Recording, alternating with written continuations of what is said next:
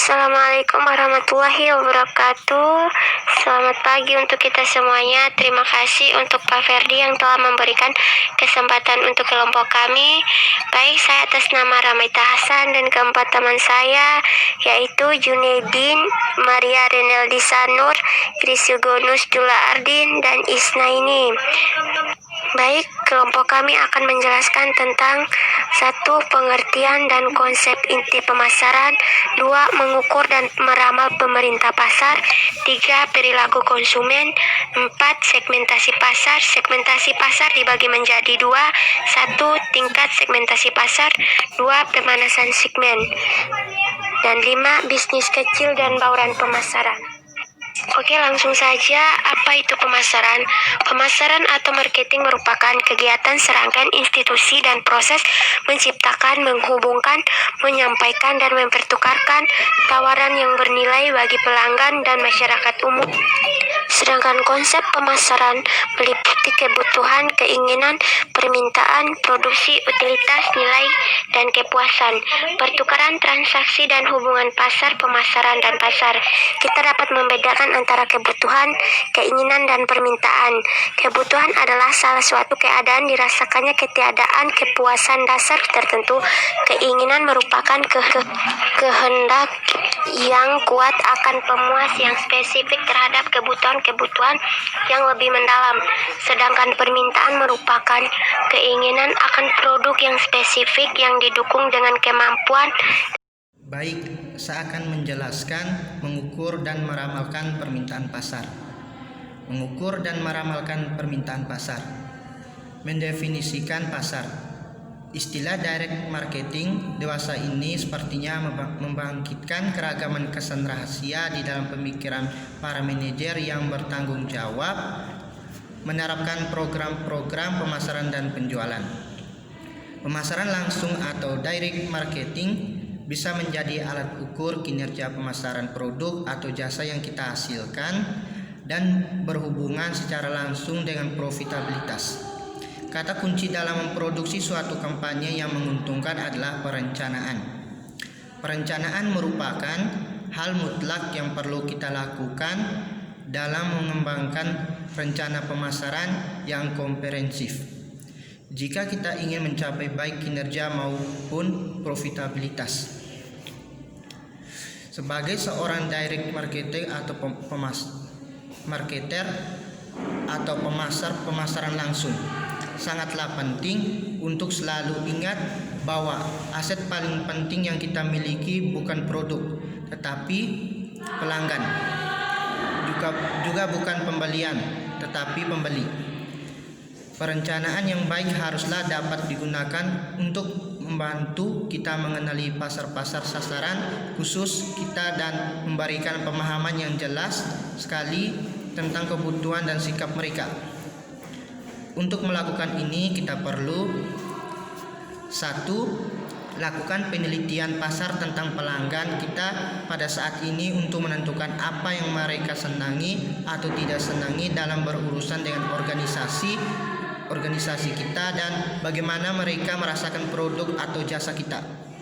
2. Buat analisis sifat-sifat dasar para pelanggan kita yang ada pada saat ini untuk mengetahui apa yang mereka miliki pada umumnya.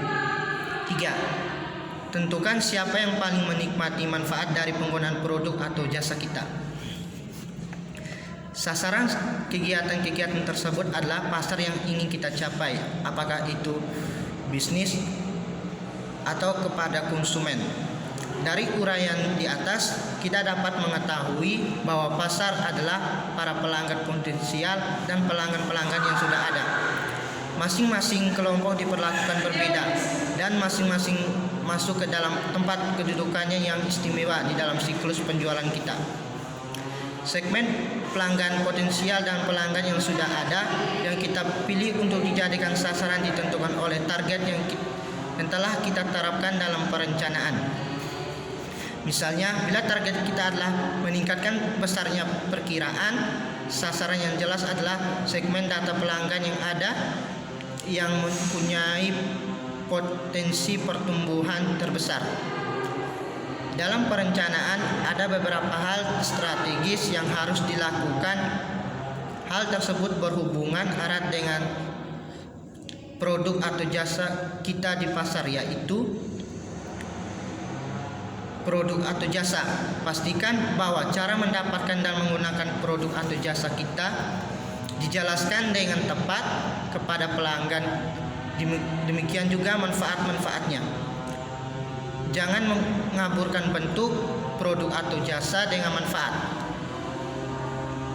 Rincilah apa yang istimewa atau unik tentang produk atau jasa kita dan bagaimana produk atau jasa tersebut akan memberi manfaat kepada orang atau organisasi yang kita raih. 2. Penawaran mungkin hanyalah salah satu unsur strategi, akan tetapi dapat berpengaruh besar pada hasil-hasil yang akan kita capai. Penawaran kita bukanlah hal hanya sebuah usulan yang memuaskan keinginan pokok pembeli atau pelanggan untuk mendapatkan sesuatu yang lebih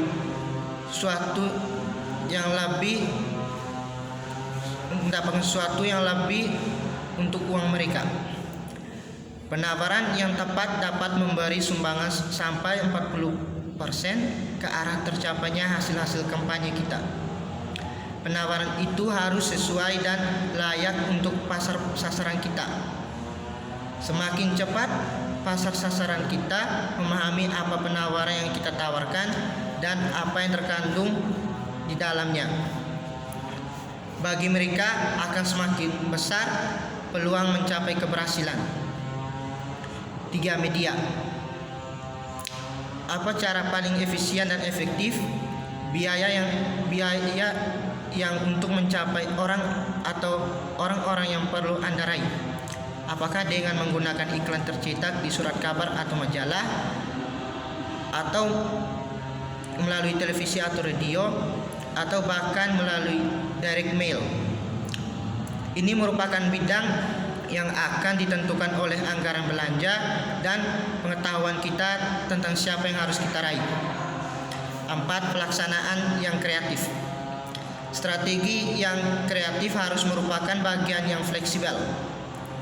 Kita harus melangkah maju dengan satu-satunya cara ini bila unsur lain dari rencana tersebut telah dirumuskan dengan jelas.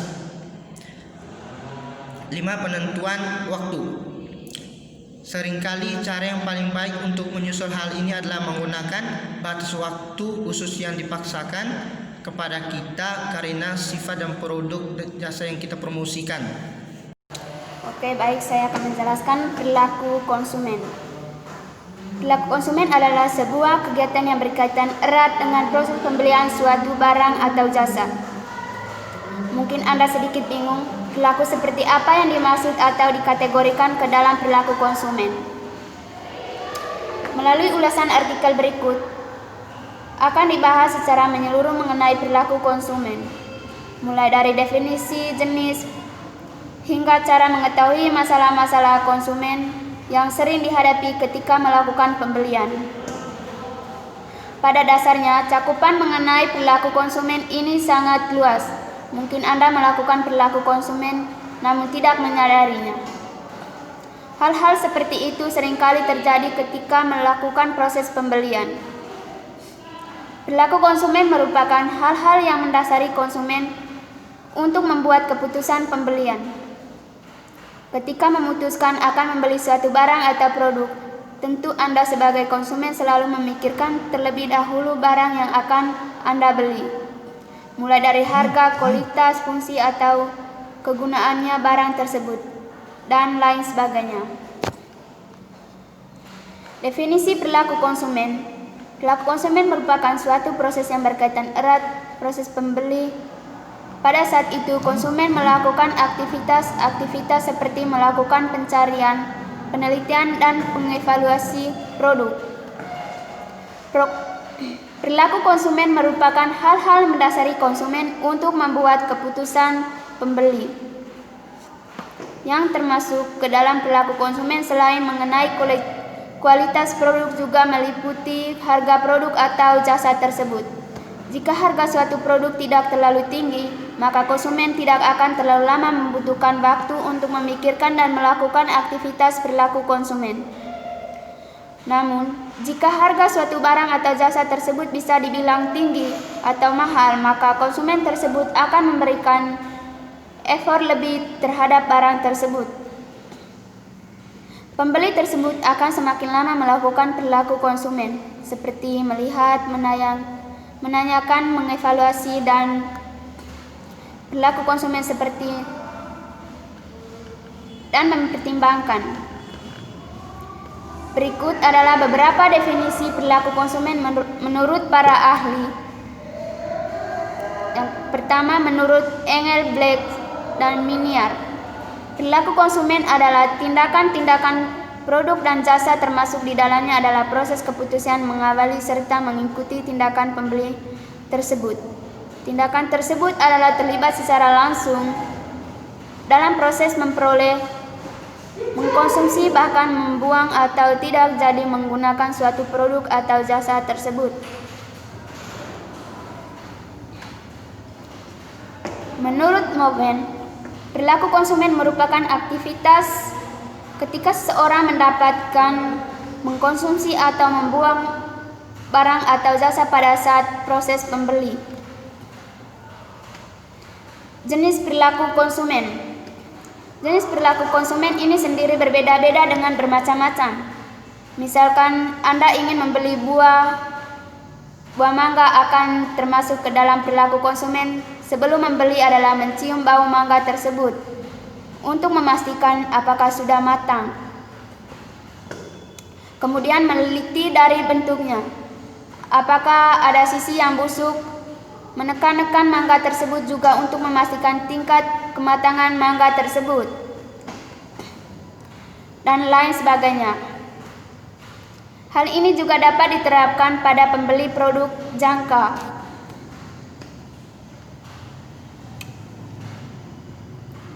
Untuk produk jasa, misalkan jasa tour wisata, pasti Anda akan mengecek terlebih dahulu dari testimoni pembeli, perusahaan jasa travel itu sendiri, dan lain sebagainya. Pada intinya, setiap konsumen yang akan membeli suatu produk atau menggunakan sebuah jasa, maka konsumen tersebut pasti melakukan apa yang disebut sebagai perilaku konsumen. Pada dasarnya, perilaku konsumen secara umum dibagi menjadi dua, yaitu perilaku konsumen yang bersifat rasional dan irasional. Yang dimaksudkan dengan perilaku konsumen yang bersifat rasional adalah tindakan perilaku konsumen dalam pembelian suatu barang dan jasa yang mengedepankan aspek-aspek konsumen secara umum, yaitu seperti tingkat kebutuhan mendesak, kebutuhan utama atau primer, serta daya guna produk itu sendiri terhadap konsumen pembelinya. Sedangkan perilaku konsumen yang bersifat irasional adalah perilaku konsumen yang mudah terbujuk oleh iming-iming diskon atau marketing dari suatu produk tanpa mengedepankan aspek kebutuhan atau kepentingan untuk lebih dahulu. Jelasnya berikut beberapa ciri yang menjadi dasar perbedaan antara perilaku konsumen yang bersifat rasional dan perilaku konsumen yang bersifat rasional. Berikut ini beberapa ciri-ciri perilaku konsumen yang bersifat rasional. 1. Konsumen memilih barang berdasarkan kebutuhan. 2. Barang yang dipilih konsumen memberikan kegunaan optimal bagi konsumen. Yang ketiga, konsumen memilih barang yang mutunya terjamin. Keempat, konsumen memilih barang yang harganya sesuai dengan kemampuan konsumen. Yang berikut, proses pembentukan perilaku konsumen. Perilaku konsumen dilakukan berdasarkan suatu proses sebelum dan sesudah seorang konsumen melakukan proses pembelian suatu barang maupun jasa. Dalam perilaku konsumen tersebut, seorang pembeli akan melakukan penilaian yang kemudian pada akhirnya akan mempengaruhi proses pengambilan keputusannya atas pembelian barang atau jasa tersebut. Berikut beberapa tahapan pengambilan keputusan seorang konsumen. Yang pertama, pengenalan masalah. Biasanya seorang konsumen melakukan pembelian atas dasar kebutuhan atau untuk menyelesaikan keperluan, masalah dan kepentingan yang dihadapi. Jika tidak ada pengenalan masalah terlebih dahulu, maka konsumen juga tidak akan tahu produk mana yang harus dibeli. Yang kedua, pencarian informasi. Setelah mengetahui permasalahan yang dialami, maka pada saat itu seorang konsumen akan aktif mencari tahu tentang bagaimana cara penyelesaian masalah tersebut. Dalam mencari sumber atau informasi, seseorang dapat melakukannya dari diri sendiri atau internal maupun dari orang lain atau eksternal seperti masukan, sharing pengalaman dan lain sebagainya. Yang ketiga, mengevaluasi alternatif. Setelah konsumen mendapatkan berbagai macam informasi yang dibutuhkan dalam pengambilan keputusan, maka hal selanjutnya yang dilakukan oleh konsumen tersebut adalah mengevaluasi segala alternatif keputusan maupun informasi yang diperoleh. Hal itu yang menjadi landasan dalam mengatasi permasalahan yang dihadapi.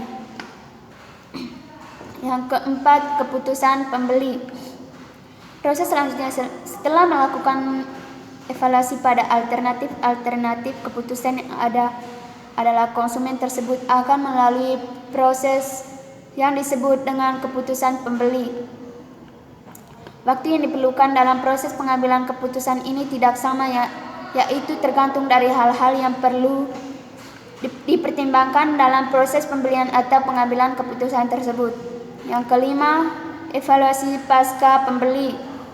Proses selanjutnya yang biasanya dilakukan seorang konsumen setelah melakukan proses dan keputusan pembeli adalah mengevaluasi pembelinya tersebut. Evaluasi yang dilakukan mencakup pertanyaan-pertanyaan mendasari seperti barang tersebut sudah sesuai dengan harapan, sudah tepat guna, tidak mengecewakan, dan lain sebagainya. Hal ini akan menimbulkan sikap kepuasan dan ketidakpuasan. Cara mengenali perilaku konsumen. 1. Pendekatan interpretif. Pendekatan ini pendekatan yang membahas secara hal-hal mendasar mengenai perilaku konsumen. Yang kedua, pendekatan tradisional yang didasari pada teori metode dari ilmu psikologi, kognitif, sosial, dan behavioral, serta ilmu sosiologi. Yang berikut tips termudah mengenali perilaku konsumen. Dalam perkuliahan berburu peluang usaha dicipta, terdapat beberapa cara mudah untuk dapat mengidentifikasi perilaku konsumen. Pengenalan ini dapat dilakukan sebelum dan sesudah proses pembelian oleh konsumen. 4 cara ini juga sering dilakukan oleh para pelaku usaha di masa lalu yang kini terbukti telah sukses dan mengenali perilaku konsumen. Berikut ini adalah cara-cara tersebut. 1. Membaca buku. Membaca buku seringkali dilakukan untuk memperluas wawasan dan pengetahuan spesifik mengenai suatu hal. Yang kedua, menjelajahi internet. Internet akan semakin mempermudah seorang untuk mendapatkan informasi. Semakin berkembang kemajuan teknologi juga akan semakin mempermudah seorang untuk mendapatkan pengetahuan. Yang ketiga, interaksi langsung ke konsumen. Tidak ada salahnya bertanya langsung kepada konsumen yang lain ketika melakukan proses pembeli. Saling berkonsultasi dan mendapatkan masukan dari kedua belah pihak, baik dari penjual maupun pembeli yang lain. Yang keempat, berkomunikasi dan memperkenalkan diri. Pelaku pasar adalah penjual dan pembeli, maka dari itu biasanya seorang yang akan melakukan pembelian akan lebih sering berkomunikasi, bertanya, dan aktif untuk mencari tahu. Yang berikut, mengenali masalah konsumen. Sebagai produsen atau penjual barang dan jasa, maka Anda perlu mengetahui cara-cara mengenali masalah konsumen. Hal ini memperlakukan agar masalah yang dialami oleh konsumen tersebut dapat Anda ubah menjadi sebuah peluang. Jika Anda dapat memperbaiki kekurangan penjualan atau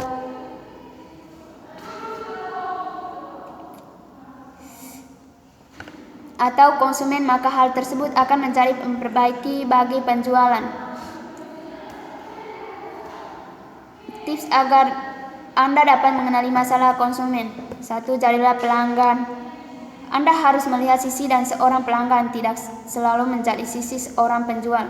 Misalkan Anda pergi ke pusat perbelanjaan, tentu secara otomatis Anda harus menempatkan diri sendiri konsumen. Nah, hal apa saja yang Anda temui di pusat perbelanjaan tersebut yang Anda anggap merupakan suatu kekurangan? Misalnya tentang pelayanan pegawai yang kurang tanggap atau kurang ramah, ketersediaan produk, kualitas produk, dan lain sebagainya. Yang kedua, amati sekeliling konsumen dan kompetitor. Hal lain yang dapat Anda lakukan adalah mengamati lingkungan dan keadaan di sekeliling konsumen maupun kompetitor bisnis Anda. Dengan mengamati bisnis yang hampir mirip atau serupa dengan bisnis Anda, maka Anda dapat melihat kekurangan-kekurangan yang mungkin dapat terjadi pada sekitar bisnis tersebut, sehingga Anda dapat dengan cepat melakukan tindakan pengecahan maupun perbaikan pada bisnis Anda. Yang ketiga, menambah kenalan dan membuka pemikiran. Menambah kenalan dan jaringan pertemanan adalah hal yang sangat positif bagi Anda dan bisnis Anda. Selain menambah relasi, partner kerja juga dapat menambah networking atau jaringan bagi bisnis Anda. Dalam memulai perkenalan yang baru, usahakan untuk tidak mengatakan hal-hal yang menyangkut sara dan lain sebagainya. Yang keempat, bertanya langsung masalah dihadapi oleh pelanggan.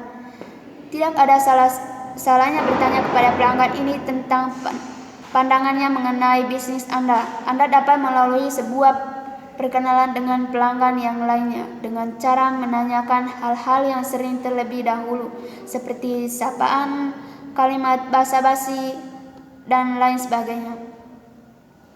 Kemudian Anda juga dapat meminta masukan atau pendapat mengenai bisnis yang Anda jalankan, sehingga Anda dapat mengetahui apa saja keluhan atau masalah yang sering dialami oleh para konsumen. Yang berikut, dapatkan ilmu bisnis gratis di kuliah online Kiputra. Ketika kita hendak melalui usaha bisnis, dari mana kita terlebih dahulu memulainya? Kiputra pernah berkata, lebih baik kita bertengkar selama masa perencanaan daripada bertengkar selama masa pelaksanaan. Dengan kata lain, tuntaskan sebanyak mungkin pertanyaan dan permasalahan usaha bisnis sebelumnya.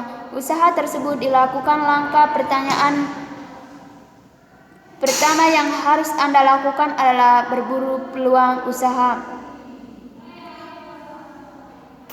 Dan ACO telah mempersiapkan pembelajaran ini secara gratis untuk siapapun Anda dan dimanapun Anda berada. Oke, baik, itu saja dari saya. Terima kasih. Oke, baik. Terima kasih atas waktu dan kesempatan yang diberikan. Perkenalkan, nama saya Krisiogonus Dula Ardin. Saya akan mempresentasikan materi tentang segmentasi pasar. Oke, langsung saja kita ke materinya. Kita mulai dengan pengertian dari segmentasi pasar itu sendiri. Jadi, segmentasi pasar adalah pembagian kelompok konsumen atau pembeli yang memiliki kebutuhan, karakteristik, dan perilaku yang berbeda-beda atau heterogen di dalam pasar tertentu, sehingga nantinya menjadi satuan pasar yang homogen dan dijadikan sasaran pasar dengan strategi tersendiri. Segmentasi pasar juga adalah strategi suatu perusahaan untuk mengenal minat dan kebutuhan konsumen di suatu market yang kemudian menciptakan produk baru yang sesuai dengan minat dan kebutuhan konsumen tersebut. Dengan kata lain, pasar yang terjadinya hanya satu dan luas menjadi beberapa pasar yang bersifat homogen setelah mengalami segmentasi.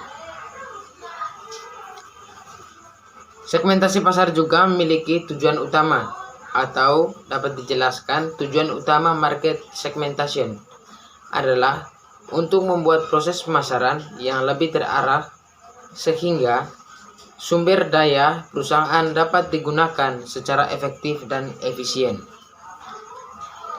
Oke, baik, sekarang saya akan menjelaskan segmentasi pasar menurut para ahli.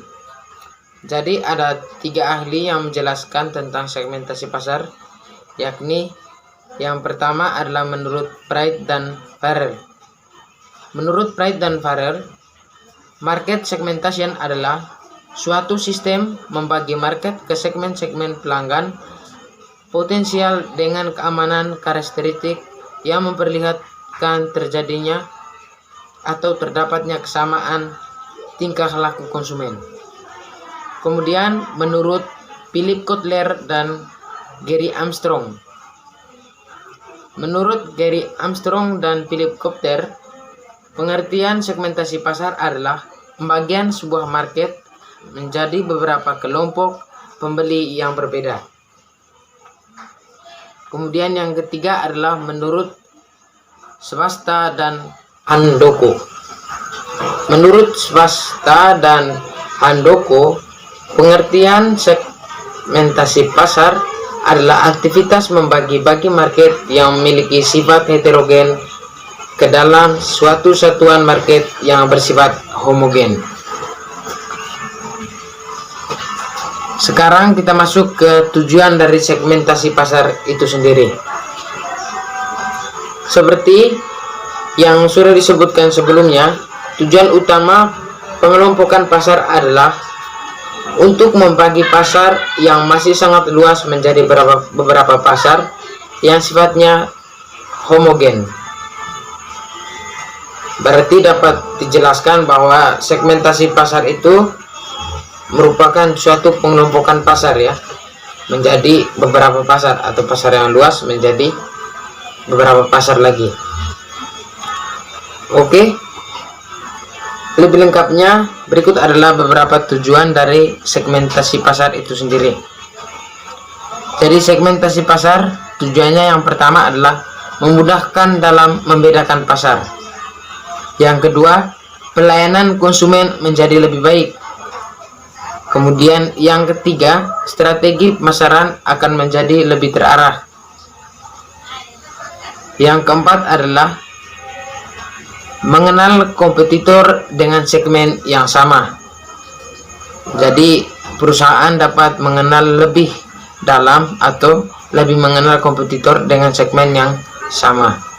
Kemudian yang kelima adalah evaluasi target dan rencana bisnis, yakni dapat dijelaskan bahwa perusahaan itu dapat melakukan suatu evaluasi atas kegiatan pemasaran yang pernah dilakukan sebelumnya.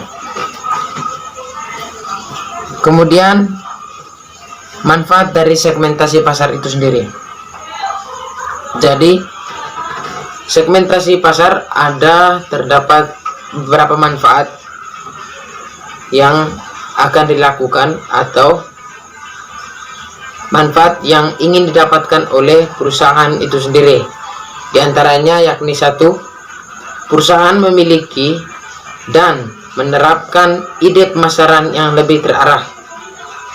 Yang kedua, perusahaan juga akan terbantu dalam hal pengaturan produk menjadi lebih baik. Yang ketiga, suatu perusahaan dapat mengetahui dan membandingkan peluang pasar tersebut, atau dapat mengetahui peluang dari suatu pasar yang baru. Yang keempat, perusahaan dapat menyusun dan menggunakan budget yang ada secara efektif dan efisien. Yang kelima, perusahaan akan terbantu dalam menciptakan daya tarik di bidang pemasaran. Yang keenam, perusahaan juga akan berada pada situasi yang lebih menguntungkan di pasar. Kemudian kita masuk ke syarat dari segmentasi pasar. Jadi, segmentasi pasar terdapat 5 syarat. Yang pertama adalah dapat diukur atau measurable. Dapat diukur yang mempunyai makna bahwa pengelompokan pasar harus terukur, baik dalam besarnya, luasnya, serta daya beli konsumen pada segmen pasar tersebut. Kemudian yang kedua adalah dapat dijangkau atau accessible. Segmentasi pasar juga harus bisa dilaksanakan. Dengan kata lain, strategi pemasaran yang dibuat dapat dilakukan dan dapat melayani segmentasi pasar dengan baik. Kemudian yang ketiga adalah cukup besar atau substansial. Pengelompokan pasar harus cukup besar sehingga dapat menguntungkan ketika dilayani oleh perusahaan. Kemudian yang keempat adalah dapat dibedakan atau differentiable. Artinya segmentasi pasar yang dikelompokkan harus dapat dibedakan dengan jelas. Kemudian yang kelima adalah dapat dilaksanakan atau actionable. Market segmentation harus dapat dilayani atau dijangkau oleh sumber daya yang dimiliki oleh perusahaan. Kemudian saya akan menjelaskan dasar dari segmentasi pasar. Oke, jadi ada 3 dasar dari segmentasi pasar, yakni demografis, geografis, dan psikografis.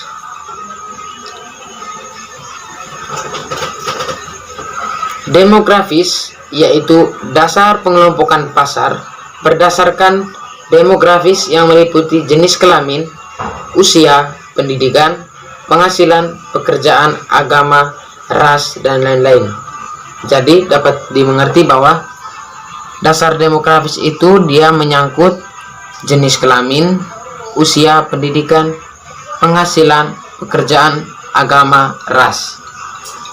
Kemudian geografis yaitu dasar pengelompokan pasar berdasarkan aspek geografis yang meliputi lokasi atau daerah, wilayah, iklim, kepadatan penduduk, dan lainnya.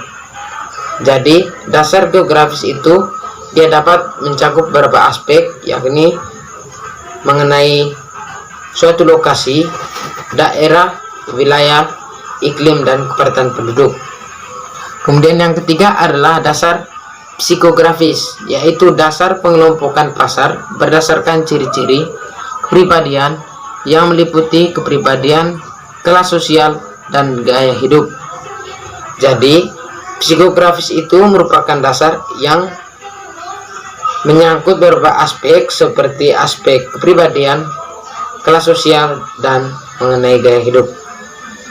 Baik, sekian penjelasan dari saya mengenai materi tentang segmentasi pasar. Saya kembalikan kepada moderator. Sekian dan terima kasih. Baik, saya akan menjelaskan materi tentang bauran pemasaran usaha kecil. Industri kecil sebagian besar menderita dan gagal di bagian pemasaran karena ketiadaan strategi pemasaran yang tepat. Dalam era globalisasi, unit-unit kecil harus bersaing dengan perusahaan menengah, besar, dan asing karena mereka menghadapi persaingan langsung atau tidak langsung dari perusahaan-perusahaan tersebut. Pelanggaran menjadi lebih kuat karena semakin banyaknya pilihan produk yang tersedia dan kekuatan tawar-menawar yang muncul menciptakan persaingan yang ketat di pasar lokal dan asing. Oleh karena itu, karena persaingan yang semakin meningkat, ada kebutuhan untuk memilih strategi yang tepat, terutama dalam bauran pemasaran bagi keberhasilan organisasi untuk tetap beroperasi dan kompetitif di pasar.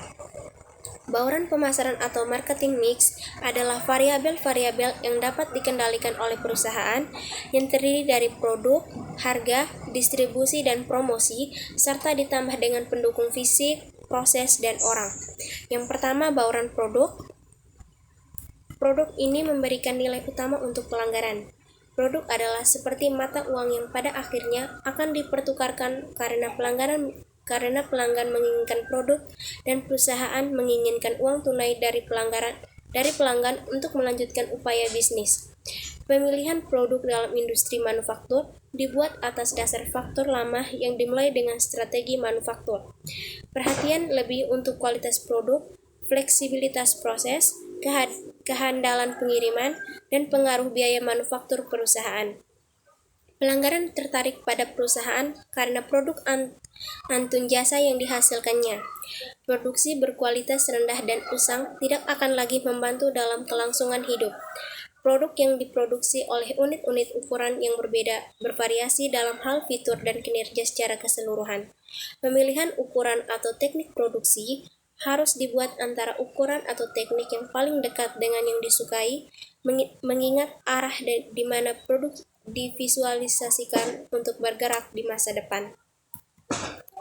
Sektor skala kecil harus mengidentifikasi daerah di mana industri kecil tidak memiliki persaingan dari industri besar di pasar. Sebuah elemen penting dari strategi produk adalah mengembangkan produk baru dengan berbagai produk baru di lini produk. Perusahaan perlu untuk menggantikan produk usang dengan desain produk baru, tampilan kemasan baru, kualitas yang baik, dan produk dengan merek. Dalam era modern, masalah yang muncul dari manajemen produk seperti teknologi, penetapan merek, membangun merek, dan meningkatnya produk asing harus dikejar dengan bantuan alat dan strategi modern. 2. Bauran harga. Keberhasilan dalam pemasaran tergantung pada strategi harga yang diadopsi oleh perusahaan, karena pelanggan membangun hubungan yang kuat antara harga dan kualitas. Kebijakan harga bertujuan untuk meningkatkan pangsa pasar. Jika harga produksi melebihi di atas harga pasar, maka pembeli akan meninggalkannya. Tetapi, jika harga kompetitif, maka akan memiliki kesempatan yang baik lagi di mana akan terjual dengan cepat. Harga merupakan salah satu masalah utama dari manajemen perusahaan. Harga merupakan bagian integral dari pemasaran yang menghasilkan pendapatan, sementara 3P lain yaitu produce, place, dan promotion terkait dengan biaya. Oleh karena itu, pemasar harus sangat berhati-hati tentang keputusan penetapan harga, dan produk harus ditawarkan dengan harga yang sangat kompetitif setelah melakukan perbandingan dan analisis pasar. Yang ketiga, bauran distribusi. Industri skala kecil membutuhkan restrukturisasi dan memerlukan pengintegrasian sumber daya, kontrak manufaktur, dan fasilitas penelitian untuk sektor ini. Bauran distribusi terdiri dari pengaturan yang cocok untuk kelangsungan arus barang dan jasa dari produsen ke konsumen. Produk harus tersedia pada waktu yang tepat, dalam jumlah yang tepat, di tempat yang tepat. Tempat mengacu pada keputusan organisasi yang berkaitan dengan lokasi outlet, metode transportasi, dan tingkat persediaan yang akan diadakan. Penggunaan perantara sebagian besar bermuara pada efisiensi unggul mereka dalam membuat banyak barang tersedia dan dapat diakses oleh target pasar. Melalui kontrak dengan perantaraan pasar, pengalaman spesialisasi, dan skala operasi, menawarkan pada perusahaan suatu pencapaian yang lebih dari yang biasanya dapat dicapai sendiri. Jadi, perusahaan harus memutuskan tentang penggunaan saluran yang berbeda dalam mentransfer barangnya ke konsumen. Yang keempat, bauran promosi. Dengan metode promosi, pelanggan yang dituju dibuat sadar akan keberadaan produk dan fitur terkait lainnya dan manfaat dari produk. Organisasi modern mengelola sistem komunikasi pemasaran yang kompleks. Konsumen terkadang memposisikan produk dalam pikiran mereka dengan cara yang sama sekali berbeda dan tidak diinginkan oleh produser karena informasi disaring dan citra yang diciptakan oleh iklan mungkin berbeda dari atribut produk. Perusahaan berkomunikasi dengan perantaranya, konsumen, dan berbagai publik. Jadi, bauran promosi terdiri dari alat-alat besar seperti periklanan, promosi penjualan, hubungan masyarakat, personal, selling, dan banyak lagi. Terlepas dari metode periklanan, iklan melalui ponsel adalah inovatif dan merupakan pendekatan yang berfokus pelanggaran yang dapat digunakan untuk menjangkau pelanggaran yang menjanjikan. Ini termasuk iklan dalam bentuk layanan pesan singkat atau SMS, pemberitahuan mobile, multimedia, layanan pesan, dan lain-lain. Penggunaan iklan ponsel dapat efektif biaya, fleksibel untuk menginformasikan pada kelompok sasaran, dan umpan balik yang pada akhirnya membantu dalam mengingat suatu merek. Biasanya, perusahaan membuat kontak pertama dengan pelanggan melalui upaya promosinya. Menggunakan alat-alat dan metode promosi yang tepat akan membantu posisi produk organisasi di pasar sasaran. Yang kelima, bauran pendukung fisik atau physical evidence. Pendukung fisik, sesuai dengan namanya, merupakan seluruh barang atau peralatan nyata yang digunakan pemberi jasa dalam rangkaian penjualan produk jasa. Sebagai ilustrasi di sini, contohkan dengan sebuah rumah makan. Pembeli akan mencoba menilai kualitas rumah makan dari seluruh peralatan yang digunakan, mulai dari tempat parkir, ruang makan, toilet, tempat sholat dan cuci tangan, meja, kursi, tempat kasir, tempat makanan yang siap saji yang seluruhnya bersih, tertata, terfungsi dengan baik, dan lain sebagainya. Yang keenam, bauran proses. Proses merupakan seluruh urutan kegiatan yang dilakukan perusahaan dalam memberikan produk jasa kepada konsumen. Dengan mengambil ilustrasi pada rumah makan seperti di atas, maka proses dimulai sejak konsumen pembeli memasuki halaman rumah, maka yang diinginkan memarkir kendaraannya dengan mudah dan aman. Sekalipun tidak tersedia petugas parkir, setidaknya rumah makan telah menyediakan ruang parkir yang mudah bagi pengunjung. Yang ketujuh, bauran orang. Orang yang dimaksud di sini yaitu pekerja, petugas, pegawai pelaksana, staf, serta tenaga ahli yang berhadapan langsung dengan konsumen. Betapapun canggih dan lengkapnya seluruh peralatan fisik yang digunakan untuk mendelivery produksi jasa, dan betapapun baiknya konsep proses pelayanan yang telah ditetapkan, akan tetapi faktor yang paling menentukan adalah manusianya. Terima kasih.